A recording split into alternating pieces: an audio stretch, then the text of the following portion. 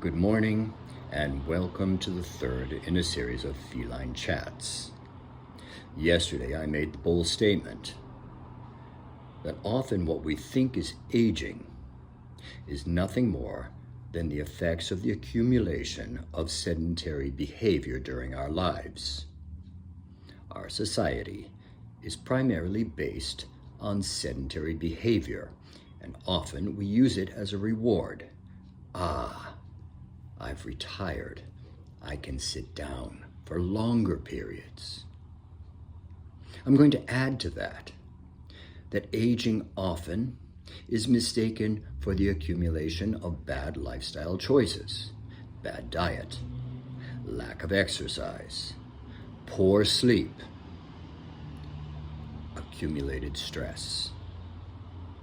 We can slow the decline cognitively and the decline physically if we but do a few simple things, and they don't need to be drastic. Now, sedentary behavior is a major problem, and the opposite of sedentary behavior is, of course, activity. And the type of activity that we're going to focus on is, of course, exercise. Most of the research looks at moderate aerobic activity, and it shows that there is some improvement in cognitive ability. Lately, research has turned on exercise of a more intense nature, both high-intensity interval training and resistance training. And today we're going to talk a little bit about resistance training. By that we mean lifting weights, using resistance bands, exercising. So we should be doing resistance training 2 to 3 times a week for at least 20 to 30 minutes a day, exercising all of the major muscle groups. That's proven. We know that that's what we should do. Our body is meant to move. I'm here to say that we should try to get off those simple machines, those machines that force us to do one thing, and that we should try to work compound muscle groups, and we should try to do it in a way that is traditional, classic, standing, bracing our core, and moving. When we do that, we are actually multitasking. So our brain is a very interesting thing. We have different locations in our brain for different types of activities.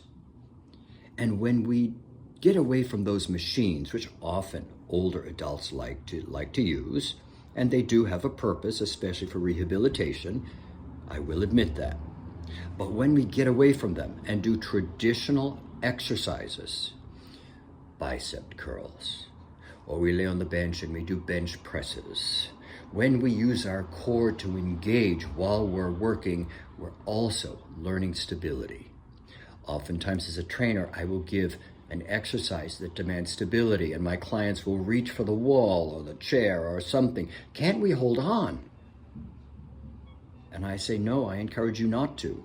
I want you to struggle a little bit. I want you to use different parts of the brain to exercise. This multitasking as we do resistance training is great for our cognitive functioning.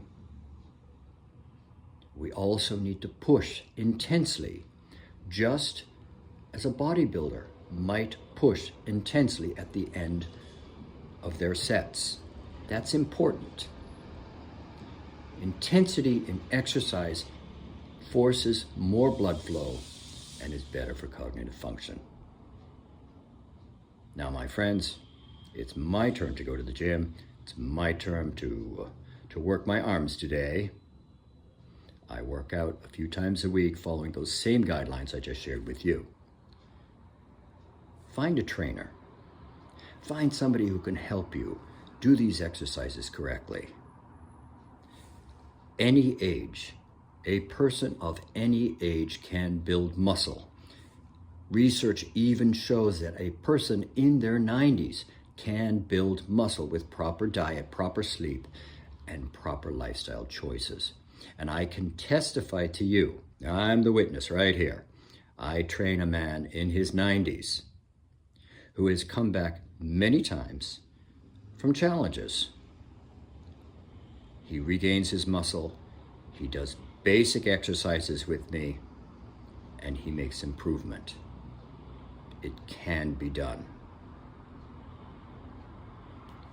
My friends, promise yourselves to live a healthy life. Promise yourselves to live for others, to help them, to help our society be better. Peace and all good. Ciao.